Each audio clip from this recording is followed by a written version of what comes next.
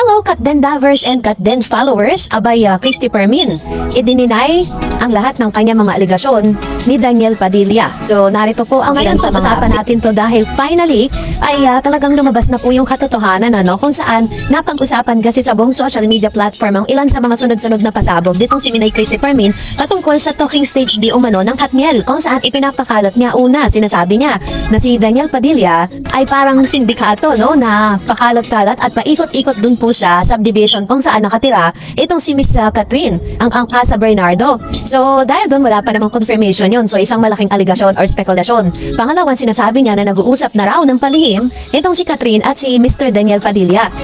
So, dahil dito ay talagang makikita natin na from Katden, nag-shift po siya into Katniel. Ganang katindi yung kanilang ginagawa ngayon kasi alam na natin ang tunay na rason ni Maritos. So, dahil sa yung kanyang snare sa mga informanting hindi nanununog at nangunguryente na nagpaabot sa amin ng impormasyon na nag-uusap na raw po ngayon si Daniel Padilla at si Catherine Bernardo. Ay, wow! Yan po yung ilan sa mga statement ni Marie Christopher Min na talaga naman pinag-uusapan pa rin hanggang sa ngayon kahit ng ilan sa mga showbiz insiders and showbiz critics na parang hindi natin alam kung kaninong source niya nakuha yun. Pero this time, si Mr. Daniel Padilla mismo ang sumagot doon po sa katanungan patungkol po sa kanyang love life. Kasi kung may katotohanan yung sinasabi niya, of course, kay Daniel mismo po manggagaling lahat yan, di ba? And parang nakakaya din naman kay Catherine Bernardo kung i-deny niya na nag-uusap sila kasi syempre parang off din po yun at parang nakaka-red flag din naman po yun para sa isang lalaki. So sa isang showbiz program, panoorin natin love, di ba? Alam mo ba ang talaga? Napakabait talaga nito mabait siya sa fans ni Daniel Padilla. Tapos, eto na DJ Tin, tinanong ko siya kung may love life na hindi daw. Priority daw niya yung trabaho. Lalo yung incognito, ang taas-taas ng rating. So, hindi kaya si DJ about hindi kaya na trauma pa may trauma pa si Daniel, kaya hindi pa siya makamove on. Hindi naman, hindi makamove on. Ayon po sa balita, kung saan napapanood po sila sa YouTube channel na may title na Showbiz Overtime. Pinanood ko po yung topic patungkol kay Daniel Padilla at sinabi niya legit, may mga videos siya ipinakita niya na talagang kasama niya si Mr. Daniel kasi ito po ay malayong-malayo dun sinasabi ni Christopher Min na parang binibigyan na ng oras ni Mr. Daniel Padilla itong si Catherine dahil nga nasa talking stage na sila. Pero ito ay malayo dun sa sagot ni Mr. Daniel kasi tinanong po siya ni Mr. OG Narvaez ng Showbiz Overtime kung meron siyang love life at sinasabi nito na tila baga sinasabi niya na hindi niya priority ang love life ngayon. So, which means walang katotohanan yung sinasabi ni Christy, diba? Yun po yung ilan sa mga kasagutan niya kasi sa nakikita nating video niya yon, yung nagbibideo si Mr. OG Narvaez yan at pinagbigyan ni Mr. Daniel Padilla ang kanyang mga fan na magkaroon ng parang meet and greet para sa kanya, nagpa-picture and si Mr. Daniel Padilla mismo may nakausap niya at natanong patungkol sa love life at ang tangi lang sagot ni Mr. DJ or ni Mr. Daniel na hindi niya priority ang love life sa ngayon. Dahil busy siya sa mga projects na meron po siya, which means lahat po ng mga naririnig natin patungkol sa Katniel ay isa lamang pong malaking promo. Talagang talagang kalakaran talaga sa showbiz na kailangan mong gawan ng issue. Tingnan niyo, hindi po nagsasalita si Catherine, hindi po kumikibo ang magkabilang panig. Tangi si Carlos Estrada lang kung nagsalita tungkol dun sa, pero yun naman ay kanyang interview patungkol sa personal niyang experiences and buhay, diba? Wala naman siya nabanggit patungkol po sa pakikipag-usap nga ng kanyang anak dito kay Miss Catherine. So yun po yung mga ilan sa mga lumalabas, I think this is gonna be a a marketing strategy para talagang mas umingay nga naman ang pangalan ng Mr. Daniel Padilla matapos na maikabit yung kanyang pangalan dito po kay Miss Catherine Bernardo dahil pagkatapos po ng Incognito is binopromote din po nila yung panibago niyang movie ang title ay Nang Magpahinga si Kamatayan. Yun po yung kanyang bagong project with Mr. Sanjo Marudo. Nasa kasagsagan po ng issue dapat lalabas yun pero ipinahinto dahil nga na-cancel culture si Mr. Daniel Padilla. So kitang-kita na natin, diba? Yun po yung sinasabi ko sa inyo na hindi po lahat ng mga nilalabas sa mga ganitong klase ng online news talagang masasabi mong fact or legit. Kailangan doon mismo sa tao, doon mismo sa artista manggagaling ang statement para at least masasabi natin totoo talaga siya. So, ibig sabihin, magpapatuloy pa rin po, Team Katden pa rin tayo. Team Banatag pa rin. So, dahil dyan, mag-react naman tayo sa mga comment o reaction po ninyo patungkol naman sa ating latest updates. Unang komento mula kay Ma'am Teresita Flores. Sabi niya, maghanap na lang kayo ng ibang content na pwede niyong pagkakitaan. Huwag ninyong ipilit na madikit ang pangalan ng cheater na yan. Kung sa pagkain, matagal nang sinuka ni Catherine more than a year na. Parang kayo lang ang may gusto sa cheater na yan Kaya na lang kaya magsama. Wala nang panahon si Catherine sa mga cheater kasi may Tisoy Alden na siya. Na kay Tisoy ang lahat at wala kang nang mahahanapin pa.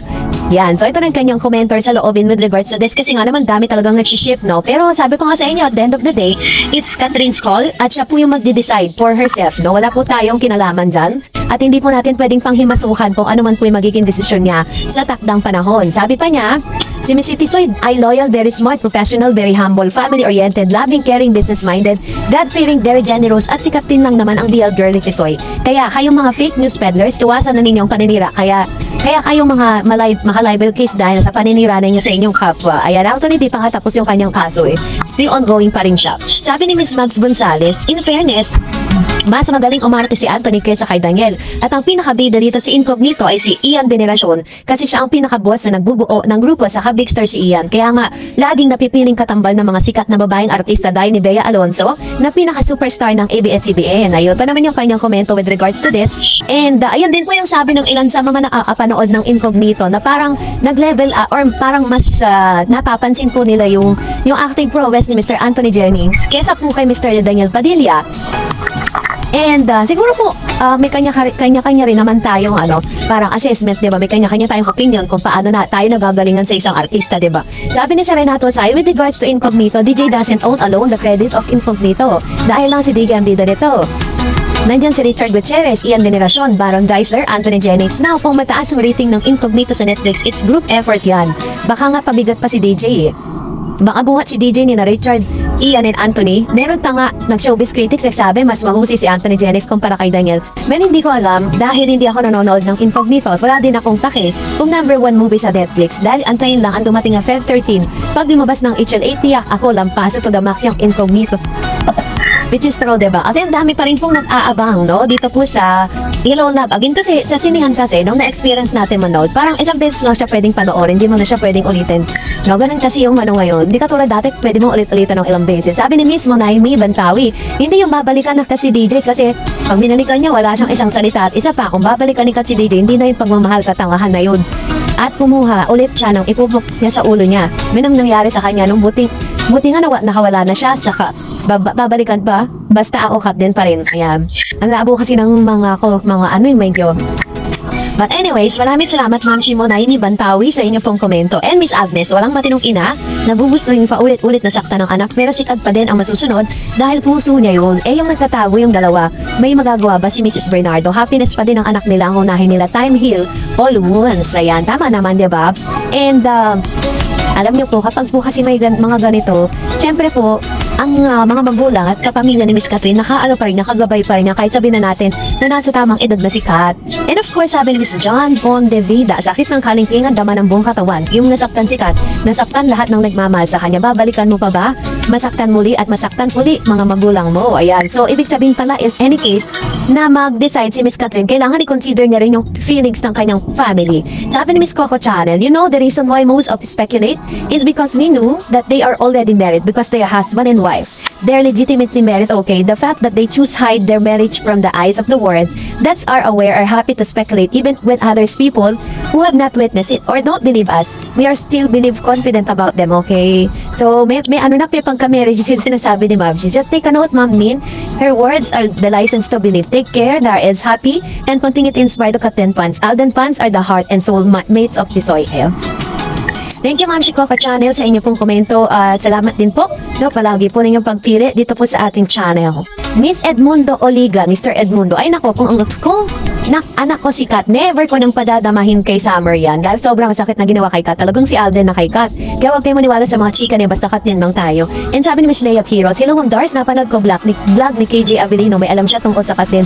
Kaya team panatag lang ako. Ayan. Thank you Ma'am Shi. Hanapin natin niya si KJ Avelino, sinasabi ni Miss Leia Quiroz. Thank you so much. And another one, sabi ni Joel Lopez, wala bang makipag-usap si Kat kay Daniel? Ginagawang storera lang niya na pag-usapan si Daniel kasi wala nang buhay ang karir ni DJ. Tinapon sa ni Kat yung kanilang relasyon. Maligaya na si Kat kay Alden, halata naman. Ayan. So, salamat po. And of course, maraming salamat din po sa inyong palagiang panonood. And that's it for today. For more videos and updates, please don't forget to like and subscribe. And please don't forget to follow my Facebook page, Dar Eds TV. God bless everyone.